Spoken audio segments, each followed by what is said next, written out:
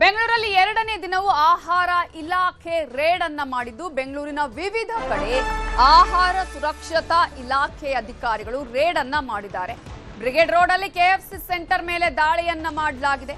ಇವತ್ತು ಎರಡನೇ ದಿನ ಆಹಾರ ಸುರಕ್ಷತಾ ಇಲಾಖೆಯವರು ಅನೇಕ ಕಡೆಗಳಿಗೆ ರೇಡ್ ಮಾಡಿ ಅಲ್ಲಿ ಯಾವ ರೀತಿಯಾಗಿ ಒಂದು ಕಡೆ ಹೋಟೆಲ್ಗಳಾಗಿರ್ಬೋದು, ಇನ್ನೊಂದು ಕಡೆಗೆ ಅನೇಕ ಸೆಂಟರ್ಗಳ ಮೇಲೆ ದಾಳಿಯನ್ನ ಮಾಡಿ ನಿಜವಾಗ್ಲೂ ಕೂಡ ಸರಿಯಾದಂತಹ ರೀತಿಯಲ್ಲಿ ಆಹಾರಗಳ ಗುಣಮಟ್ಟ ಇದೆಯಾ, ಸುರಕ್ಷತೆಯನ್ನು ಪಾಲಿಸಲಾಗ್ತಾ ಇದೆಯಾ, ಸ್ವಚ್ಛತೆ ಇದೆಯಾ ಅನ್ನೋದ್ರ ಬಗ್ಗೆ ಕೂಡ ಈಗ ಮಾಹಿತಿಯನ್ನು ಕಲೆ ಹಾಕ್ತಾ ಇದ್ದಾರೆ. 5 ಆಹಾರ ಇಲಾಖೆ ಅಧಿಕಾರಿಗಳು ದಾಳಿ ಮಾಡಿದ್ದಾರೆ. ಆಹಾರ ಸುರಕ್ಷತೆ ಮತ್ತು ಗುಣಮಟ್ಟ ಇಲಾಖೆ ಅಧಿಕಾರಿಗಳು ಇವತ್ತು ಎಲ್ಲ ಕೆಎಫ್ಸಿಗಳಲ್ಲಿ ತಂಡದಿಂದ ಪರಿಶೀಲನೆ ಮಾಡಲಾಗಿದೆ. ಬಟರ್, ಸಾಸ್, ಕೋಲ್ಡ್ ಡ್ರಿಂಕ್ ಮೇಲೆ ಲೇಬಲ್ ಇಲ್ಲ, ಸಾಸ್ ಮೇಲೆ ಎಕ್ಸ್ಪೈರಿ ಡೇಟ್ ಇಲ್ಲದಿರೋದು ಪತ್ತೆಯಾಗಿದೆ. ಕೆಎಫ್ಸಿ ಸಿಬ್ಬಂದಿಗೆ ಅಧಿಕಾರಿಗಳು ಕ್ಲಾಸ್ ಅನ್ನ ತೆಗೆದುಕೊಂಡಿದ್ದಾರೆ.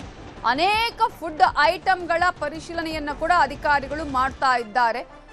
ಈಗಾಗಲೇ ಕೇವಲ ಅಂದ್ರೆ ಹೋಟೆಲ್ಗಳ ಮೇಲೂ ಮಾತ್ರ ಅಲ್ಲ, ಸ್ಟಾರ್ ಹೋಟೆಲ್ಗಳ ಮೇಲೂ ಕೂಡ ದಾಳಿಯನ್ನ ಮಾಡಲಾಗಿದೆ.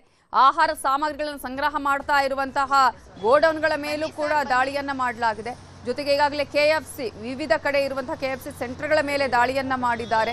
ಆ ಸಂದರ್ಭದಲ್ಲಿ ಎಕ್ಸ್ಪೈರಿ ಡೇಟೇ ಇಲ್ಲ ಅನೇಕ ವಸ್ತುಗಳಿಗೆ, ಅಂದ್ರೆ ಒಂದ್ ಕಡೆ ಸಾಸ್ ಮೇಲೆ ಕೂಡ ಎಕ್ಸ್ಪೈರಿ ಡೇಟ್ ಇಲ್ಲ. ಹೀಗೆ ಕೆಎಫ್ಸಿ ಸಿಬ್ಬಂದಿಗೆ ಅಧಿಕಾರಿಗಳು ಕ್ಲಾಸ್ ತಗೊಂಡಿದ್ದಾರೆ.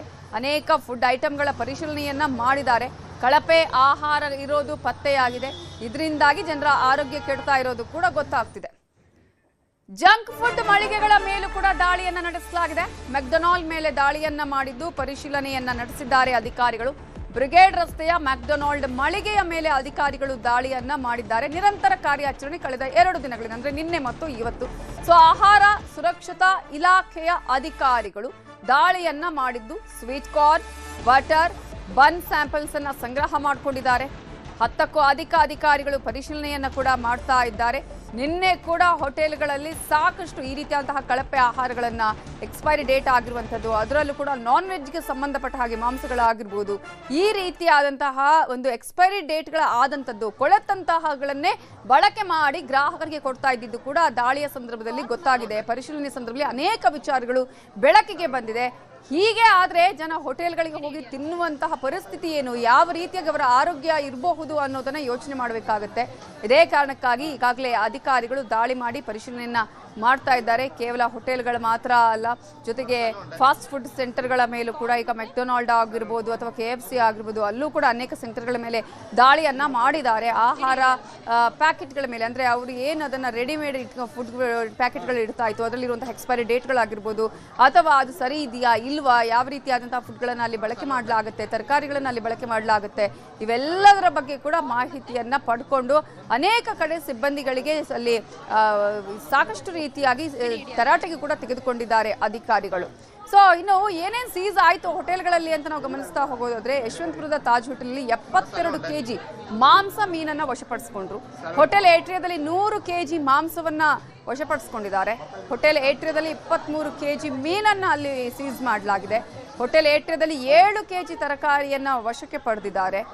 ಹೋಟೆಲ್ ಏಟ್ರಿಯಾದಲ್ಲಿ 105 ಕೆಜಿ ಆಹಾರ ಪದಾರ್ಥಗಳನ್ನೇ ಅಲ್ಲಿ ವಶಕ್ಕೆ ಪಡೆಯಲಾಗಿದೆ. ಇನ್ನು ಹೋಟೆಲ್ ಲಲಿತ್ ಅಶೋಕ್ ಅಲ್ಲಿ 76 ಕೆಜಿ ಮಾಂಸವನ್ನ ಸೀಸ್ ಮಾಡಿದ್ದಾರೆ. ಹೋಟೆಲ್ ಲಲಿತ್ ಅಶೋಕ್ನಲ್ಲಿ 200 ಕೆಜಿ ಕೊಳೆತ ತರಕಾರಿಯನ್ನ ವಶಕ್ಕೆ ಪಡ್ಕೊಂಡಿದ್ದಾರೆ. ಹೋಟೆಲ್ ಲಲಿತ್ ಅಶೋಕ್ನಲ್ಲಿ 32 ಲೀಟರ್ ಎಕ್ಸ್ಪೈರಿ ಹಾಲು ಸಿಕ್ಕಿದೆ. ಶಾಂಗ್ರಿಲಾ ಹೋಟೆಲ್ ಅಲ್ಲಿ 15 ಕೆಜಿ ಮಾಂಸವನ್ನ ಅಧಿಕಾರಿಗಳು ಸೀಸ್ ಮಾಡ್ಕೊಂಡಿದ್ದಾರೆ. ಹೋಟೆಲ್ 4 ಸೀಸನ್ ನಲ್ಲಿ 19 ಕೆಜಿ ಮಾಂಸವನ್ನ ಸೀಸ್ ಮಾಡಿದ್ದಾರೆ. ಅದರಲ್ಲೂ ಕೂಡ ಸಾಕಷ್ಟು ಕಡೆಗಳಲ್ಲಿ, ಕೇವಲ ಸಣ್ಣ ಪುಟ್ಟ ಹೋಟೆಲ್ಗಳು ಮಾತ್ರ ಅಲ್ಲ, ಕೆಲವು ಕಡೆಗಳಲ್ಲಿ ಸ್ಟಾರ್ ಹೋಟೆಲ್ಗಳಲ್ಲೂ ಇಂತಹ ರೀತಿಯಾದಂತಹ ಒಂದು ನಾನ್ ವೆಜ್ಗಳು ಆಗಿರ್ಬೋದು ಅಥವಾ ತರಕಾರಿಗಳ ವಿಚಾರದಲ್ಲೂ ಶುದ್ಧತೆ ಇಲ್ಲದೆ ಇರೋದು, ಎಕ್ಸ್ಪೈರ್ ಆಗಿರೋದು ಕೂಡ ಅಲ್ಲಿ ಗೊತ್ತಾಗಿರುವಂಥದ್ದು. ಇದ್ರ ಬಗ್ಗೆ ಇನ್ನಷ್ಟು ಡೀಟೇಲ್ಸ್ ಅನ್ನ ಕೊಡೋದಕ್ಕೆ ನಮ್ಮ ರಿಪೋರ್ಟರ್ ಹಂಸ ಶ್ಯಾಮಲ ಈಗ ಫೋನ್ ಸಂಪರ್ಕದಲ್ಲಿ ಜಾಯ್ನ್ ಆಗಿದ್ದಾರೆ. ಹಂಸ, ಈಗಾಗಲೇ ನಾವು ಗಮನಿಸ್ತಾ ಇದ್ವಿ, ಆಹಾರ ಸುರಕ್ಷತಾ ಇಲಾಖೆಯವರು ಮಾಡಿರುವಂತಹ ದಾಳಿಯ ಸಂದರ್ಭದಲ್ಲಿ ಹೋಟೆಲ್ಗಳ ಆಹಾರದ ಸುರಕ್ಷತೆ ಏನು ಅನ್ನೋದ್ರ ಬಗ್ಗೆ ಕೂಡ ಈಗ ಸಾಕಷ್ಟು ಆತಂಕ ಉಂಟಾಗ್ತದೆ. ಕಾರಣ ಜನ ಅದನ್ನೇ ಸ್ವೀಕರಿಸ್ತಾರೆ, ಇವ್ರ ಮೇಲೆ ನಂಬಿಕೆಯನ್ನು ಇಟ್ಟಿರ್ತಾರೆ, ಗುಣಮಟ್ಟದ್ದು ಸ್ವಚ್ಛ ಆಹಾರ ಇರುತ್ತೆ ಅಂತ ಹೇಳಿ.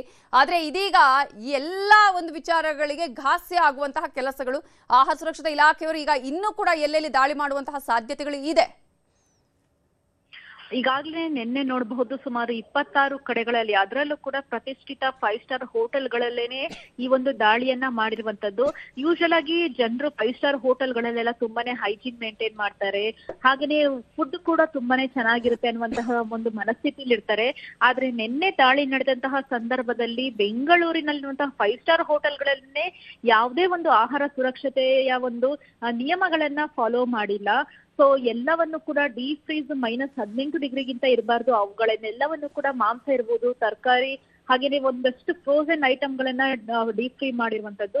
ಜೊತೆಗೆ ಏನು ಕೊಳೆತಂತಹ ಒಂದು ತರಕಾರಿಗಳನ್ನ ಬಳಕೆ ಮಾಡಿದಿರೋದು, ಹಾಗೇನೆ ಅವಧಿಯನ್ನ ಮೀರಿರುವಂತಹ ಒಂದು ಮಾಂಸ ಇರ್ಬೋದು, ಸಾಸಸ್ಗಳು ಎಲ್ಲವನ್ನೂ ಕೂಡ ಪತ್ತೆ ಮಾಡಿರುವಂತದ್ದು. ಸೊ ಇದು ಕಂಡು ಬಂದಿದೆ. ಇವತ್ತು 2ನೇ ದಿನ ದಾಳಿಯನ್ನ ಮಾಡಿದ್ರು.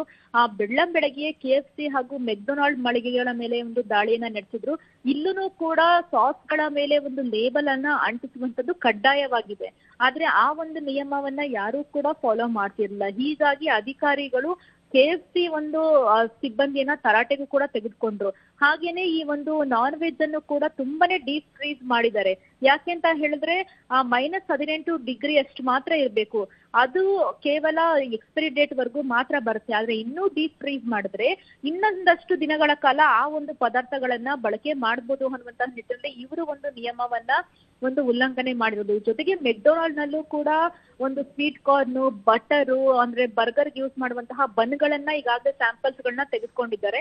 ಇದರ ಜೊತೆಗೆ ಪ್ರಮುಖವಾಗಿ ಫ್ರೈಸ್ ಗಳಿಗೆ ಹಾಗೂ ಕರಿಯುವಂತಹ ಒಂದು ಪದಾರ್ಥಗಳಿಗೆ ಬಳಸುವಂತಹ ಅಡುಗೆ ಎಣ್ಣೆಯನ್ನು ಕೂಡ ಒಂದು ಅರ್ಧ ಲೀಟರ್ನಷ್ಟು ಸ್ಯಾಂಪಲ್ಸ್ ಅನ್ನ ತೆಗೆದುಕೊಂಡು ಈಗಾಗಲೇ ಈ ಒಂದು ಲ್ಯಾಬ್ಗೆ ರವಾನೆ ಮಾಡಿರುವಂತದ್ದು. ಸೊ ಇದ್ರಲ್ಲಿ ಏನಾದ್ರೂ ಒಂದು ಅನ್ಸೇಫ್ ಅನ್ನುವಂಥದ್ದು ಕಂಡು ಬಂದಲ್ಲಿ ಅಂತಹ ಒಂದು ಮಳಿಗೆಗಳು ಅಥವಾ ಹೋಟೆಲ್ಗಳ ವಿರುದ್ಧ ಕ್ರಮಕ್ಕೆ ಮುಂದಾಗಿದ್ರೆ ಸುಮಾರು 5 ಲಕ್ಷದವರೆಗೂ ಕೂಡ ದಂಡವನ್ನು ವಿಧಿಸುವಂತಹ ಒಂದು ಅಧಿಕಾರ ಈ ಒಂದು ಆಯುಕ್ತರಿಗಿದೆ. ಸೊ ಆ ಒಂದು ಕಾರ್ಯವನ್ನ ಮಾಡ್ತೀವಿ. ಜೊತೆಗೆ ಇನ್ನೂ ಮುಂದುವರೆದು ಪ್ರಾಸಿಕ್ಯೂಷನ್ಗೂ ಕೂಡ ನಮ್ಗೆ ಹೋಗುವಂತಹ ಅವಕಾಶವಿದೆ. ಏನಾದ್ರೂ ಹೆಚ್ಚು ನಿಯಮವನ್ನ ಒಂದು ಉಲ್ಲಂಘನೆ ಮಾಡಿದ್ದೇ ಕಂಡು ಬಂದಲ್ಲಿ ನಾವು ಅದನ್ನು ಕೂಡ ಮಾಡ್ತೀವಿ. ಇದರ ಜೊತೆಗೆ ನಮ್ಗೆ ಲೈಸೆನ್ಸ್ ಅನ್ನು ಕೂಡ ರದ್ದು ಮಾಡುವಂತಹ ಅವಕಾಶವಿದೆ. ಏನೆಲ್ಲ ಒಂದು ಕಾನೂನಾತ್ಮಕವಾಗಿ ಅವಕಾಶಗಳಿದಾವೆ ಅವೆಲ್ಲವನ್ನು ಕೂಡ ನಾವು ಮಾಡ್ತೀವಿ ಅನ್ನುವಂಥದ್ದನ್ನು ಕೂಡ ಹೇಳಿರುವಂತದ್ದು. ಇವತ್ತು ಸುಮಾರು 30 ಕಡೆಗಳಲ್ಲಿ ರೈಡ್ ಅನ್ನ ಬೆಳಗಿನಿಂದಲೇ ಮಾಡಿ ಇವತ್ತು ರಾತ್ರಿವರೆಗೂ ಕೂಡ ಬೇರೆ ಬೇರೆ ಕಡೆಗಳಲ್ಲಿ, ಅಂದ್ರೆ ಬೆಂಗಳೂರು ಬಾರ್ಡರ್ ಏನಿದೆ ಅಲ್ಲೂ ಕೂಡ ಅಧಿಕಾರಿಗಳು ಹೋಗಿ ಒಂದು ರೇಡ್ ಅನ್ನ ಮಾಡ್ತಾರೆ. ಸೊ 2 ದಿನಗಳ ಈ ಒಂದು ಡ್ರೈವ್ ಇವತ್ತು ರಾತ್ರಿವರೆಗೆ ಮುಗಿಯುತ್ತೆ. ಸೊ ಸ್ಯಾಂಪಲ್ಸ್ ಗಳ ವರದಿಗೆ ಅಧಿಕಾರಿಗಳು ವೇಟ್ ಮಾಡ್ತಿದ್ದಾರೆ. ನಮಿತಾ, ಥ್ಯಾಂಕ್ ಯು ಹಂಸಶ್ಯಾಮಲ ಡೀಟೇಲ್ಸ್ಗೆ.